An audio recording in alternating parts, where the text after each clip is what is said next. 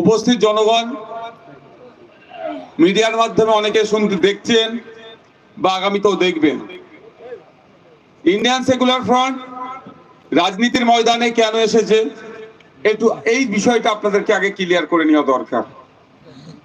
Indian secular front রাজনীতির ময়দানে আসার অন্যতম প্রধান কারণ হচ্ছে আপনার যে অধিকার আপনাকে দেওয়া হচ্ছে না, আপনার অধিকার বুঝিয়ে দেওয়ার জন্য ইন্ডিয়ান সেকুলার ফ্রন্ট একটা প্ল্যাটফর্ম তৈরি করেছে, যে প্ল্যাটফর্মের মাধ্যমে আপনার অধিকার যাতে দ্রুত আপনার কাছে পৌঁছে যায় সেই লড়াই নিয়োজিত আছে।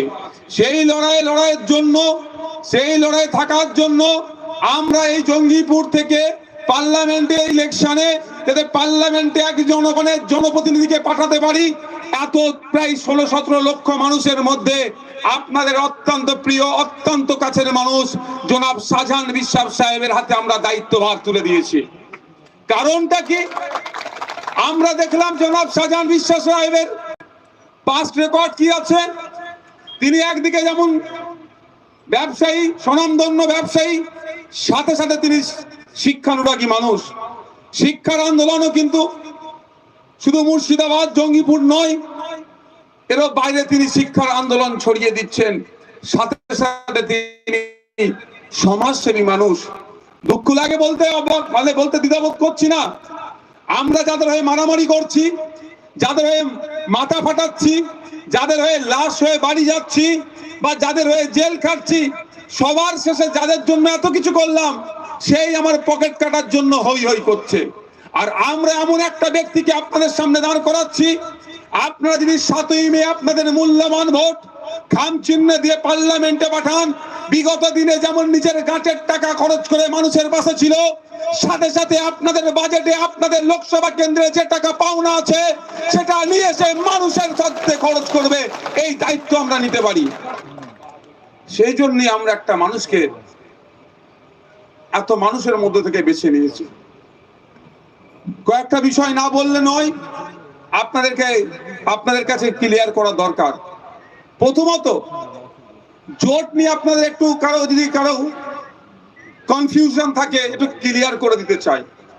তার আগে বলবো, এই জঙ্গিপুরের মানুষ, এই মুর্শিদাবাদের মানুষ ইতিপূর্বে 17 বার ভোট দিয়েছি। আমরা পার্লামেন্টে আমাদের প্রতিনিধি পাঠিয়েছি, স্বনামধন্য ব্যক্তিরাও পার্লামেন্টে গিয়েছে বা অনেকে গিয়ে পেছন সিটে বসে ঘুমিয়েছে, এরকমও মানুষকে পাঠিয়েছি। কিন্তু দুঃখের বিষয়, এই 17 বার পাঠিয়ে আমার এখনো গঙ্গা ভাঙন রোধের জন্য স্থায়ী পরিকল্পনা নিতে পারেনি তারা। যখন আমি আমার লোককে পাঠাতে চাইছি, যখন আমি নিজে যেতে চাইছি পার্লামেন্টের মধ্যে, আমি আমার সমস্যার কথা বলবো, আমার পরিযায়ী ভাইয়ের কথা বলবো, আমার বিড়ি শ্রমিকের কথা বলবো, আমার গঙ্গা ভাঙন রোধের কথা বলবো, তখনই অন্যের কষ্ট হচ্ছে, অন্যের বুক ফাটছে। আমরা চেয়েছিলাম সারা রাজ্য থেকে জোটবদ্ধ হয়ে, ঐক্যবদ্ধ হয়ে এই বিজেপি যারা সাম্প্রদায়িক রাজনীতি করে, মানুষের মধ্যে বিভেদ লাগাচ্ছে, হানাহানি করছে, সিএর ভয় দেখাচ্ছে, এনআরসির ভয় দেখাচ্ছে, এদেরকে সহজেই হারাবো। সেই জন্যই লেফট ফ্রন্ট আর কংগ্রেসের সাথে হাত মিলিয়ে ঐক্যবদ্ধ হয়ে 42টা সিটে বিজেপিকে হারিয়ে ঘরে পাঠাবো এবং তৃণমূলকে পরাস্ত করবো ভেবেছিলাম। কিন্তু দুঃখের বিষয়, সোর্সের মধ্যে ভূত ঢুকে বসে আছে। আমি অন ক্যামেরা অন স্টেজ বলছি, দিনের বেলায় কংগ্রেস, দিনের বেলায় লেফট ফ্রন্ট করছে, রাতের অন্ধকারে সেই তৃণমূল হয়ে যাচ্ছে, সেই বিজেপি, সেই আরএসএস হয়ে যাচ্ছে। সেই জন্য তারা কি করলো? অচ্ছুত আইএসএফ তো গঙ্গা ভাঙনের কথা বলবে, আইএসএফ পার্লামেন্টে গেলে খেটে মানুষের কথা বলবে, আইএসএফ পার্লামেন্টে গেলে কৃষকের কথা বলবে, আইএসএফ পার্লামেন্টে গেলে এই মুর্শিদাবাদ জঙ্গিপুরের মানুষের এখানে যাতে কলকারখানা তৈরি হয় এই আওয়াজ তুলবে, রুজি রুটির কথা বলবে। মানুষের পকেটে যদি টাকা থাকে, রাজনৈতিক নেতারা টাকা দিয়ে আর কিনতে পারবে ভোট? সঠিক জায়গায় ভোট যাবে, ওরা পরাস্ত হবে। হেনতান প্রকারে জোট করা যাবে না।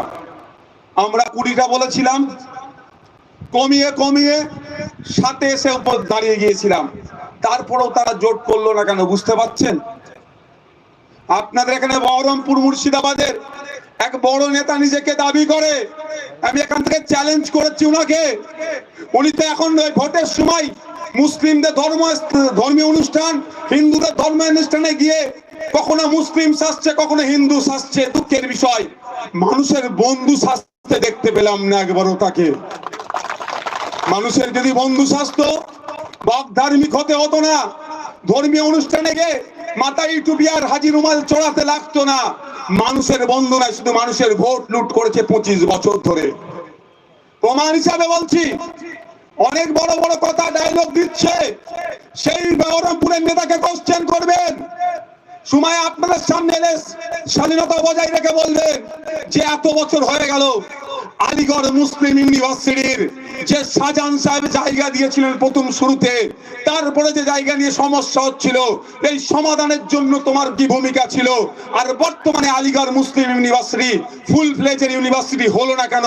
10 বছর তুমি যখন 25 বছরের এমপি, 10 বছর তো মনমোহন সিং সময়ে তুমি এমপি ছিলে, কি উন্নয়ন করেছো? 10 বছরের মনমোহন সিং সাহেবের পিরিয়ড ছিল না ভাই? উনি তো মুর্শিদাবাদের নেতা, মুর্শিদাবাদের শেষ কথা বলে। সেন্ট্রাল ইউনিভার্সিটি নতুন একটা ফুল ফ্লেজের আনলো না কেন? এই প্রশ্ন করবেন না বহরমপুরের বড় নেতাকে? তাদের ভাষায় বড় নেতা। আপনারা কি একবারের জন্য প্রশ্ন করবেন না? মুর্শিদাবাদে 78 লক্ষ মতো মানুষ বসবাস করে। একটা উন্নত মানের স্বাস্থ্য কেন্দ্র কেন সেন্ট্রালের, যাকে এইমস বলা হয়, কেন করেন? এই রায়গঞ্জ থেকে এইমস উঠে কল্যাণীতে গেছে, আপনারা জানেন তো? প্রজেক্টটা কত জানেন? 830 কোটি টাকা সম্ভবত। এত হাজার কোটি টাকার প্রজেক্ট। এখন কোশ্চেন করলে বলবে এখন তো নাকি বিজেপি আছে ওই জন্য করেনি। বাদ দেন 10 বছরের বিজেপিকে। বিগত 10 বছরে তো আপনাদের সরকার ছিল। বহরমপুরের তাজা নেতাকে কোশ্চেন করা দরকার নয়, বলুন। শুধু তোমাদের বোকা বানিয়ে গিয়েছে। তারা আজকে কি অচ্ছুত বলছে আইএসএফ কে? কারণ আইএসএফ আওয়াজ তুলবে পার্লামেন্টে গিয়ে। তারাপুরের বিড়ি শ্রমিকদের জন্য যে হসপিটাল তৈরি হওয়ার কথা ছিল, এখনো সম্পূর্ণ হলো না কেন? শাহজাহান সাহেব যে আওয়াজ তুলবে, ওনারা আওয়াজ তুলেনি। বিদায়ী এমপি যিনি ছিলেন, তিনি আওয়াজ তুলেননি। তিনি কটা কোশ্চেন করেছেন, কটা ডিবেটে অংশগ্রহণ করেছেন, খুঁজে পাওয়া যাবে না। বিধানসভা টিভি নাই, ঠিক কথা, পার্লামেন্ট টিভি আছে তো, তার ডেটাগুলো তো মার্কেটে ছাড়ুক, তাহলে বুঝতে পারবো জঙ্গিপুর সহ রাজ্যের মানুষের কটা দাবি পার্লামেন্টে তুলেছে। দেখবেন কি করেছে, খোঁজ নিলে দেখা যাবে। পেছন দিকে সিটে বসেছিল। আর খোঁজ নিলে কি দেখাবে বলুন তো? সিএ দেখছেন না? ফুরফুরা শরীফে একটা দেয়ালে, যদিও দেয়াল লেখার লোক ছিল না, পুলিশকে সাথে নিয়ে দেয়াল লিখতে হচ্ছিল, ভয় এত। কিন্তু মারামারি হানাহানির পক্ষে থাকে না মানুষ, কিন্তু সেখানে আমি দেখে খুব হাসি লেগেছিল। দেয়াল লিখেছে সিএ এর বিরুদ্ধে কল্যাণ ব্যানার্জিকে ভোট দিন। আমাদের ওখানে কল্যাণ ব্যানার্জি তৃণমূলে দাঁড়িয়েছে, তো সিএ এর বিরুদ্ধে ভোট দেবো। ঠিক কথা, 2019-এও তো সিএ এর বিরুদ্ধে ভোট দিয়েছি আমরা ভাই, অনেকে দিয়েছি। 2021-এ সিএ এর বিরুদ্ধে ভোট দিলাম, নিট ফল কি হলো? 0। সিএ এর বিরুদ্ধে ভোট দান আমরা দিলাম, আমরা দিয়ে যাকে ভোট দিয়ে পার্লামেন্টে পাঠালাম। পার্লামেন্টে যখন সিএ নিয়ে ভোটাভুটি হবে, সেই সময় আমাদের পক্ষ থেকে যারা সিএ এর বিরুদ্ধে ভোট দেবে, তিনি ভোট দিয়েছিলেন তো? আপনাদের এখানে বর্তমান তৃণমূল কংগ্রেসের যিনি প্রার্থী হয়েছেন, মমতা ব্যানার্জি তাকে খুশি করে আবার প্রার্থী করলে এই জন্যই যে আরএসএস এর কথা শুনে, বিজেপির কথা শুনে সিএ এর বিরুদ্ধে তিনি ভোট দেননি। তাকে কি আর ভোট দেওয়া যাবে? আগামী দিনে যদি বলে মন্দিরের সম্পত্তি সরকার নিয়ে নেবে, মসজিদের সম্পত্তি সরকার নিয়ে নেবে, সিএ করে দেশ থেকে নাকি তাড়িয়ে দেবে, এনআরসি করে দেশ থেকে তাড়িয়ে দেবে, কৃষকদের বিরুদ্ধে বিল পাস হবে, শ্রমিকদের বিরুদ্ধে বিল পাস হবে, এক কথায় জনবিরোধী বিল পাস হবে, তাকে যদি আবার নতুন করে ভোটে পাঠায়, ভোট দিয়ে পার্লামেন্টে পাঠায়, সে কি জনবিরোধী নীতির বিরুদ্ধে ভোট দেবে? না ঠিক এই ধরনের বিজেপি বা আরএসএস এর কথাই সিএ এর বিরুদ্ধে যেমন ভোট দেয়নি, ঠিক ওই ভোট দান থেকে বিরত থাকবে? ভাই আপনারাই বলুন, কি করবে?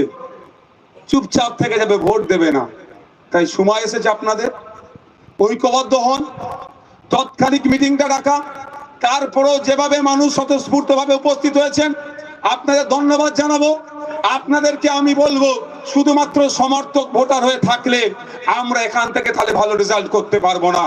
আপনারা যদি আমাদের সাথ দেন, আপনারাও যদি দায়িত্বশীল নাগরিক হয়ে ওঠেন, আপনারা যদি চান জঙ্গিপুরে আপামার মানুষের ডেভেলপমেন্ট হোক, গঙ্গা ভাঙন থেকে শুরু করে, শ্রমিক থেকে শুরু করে, পরিযায়ী শ্রমিকের সমস্যা সমাধান থেকে শুরু করে, উন্নত মানের হসপিটাল থেকে শুরু করে, উন্নত মানের স্বাস্থ্য কেন্দ্র থেকে শুরু করে, এক কথায় জঙ্গিপুরবাসীর আর্থসামাজিক জীবনের উন্নয়ন হোক, তাহলে আপনাদেরকে দায়িত্বশীল নাগরিক হয়ে উঠতে হবে।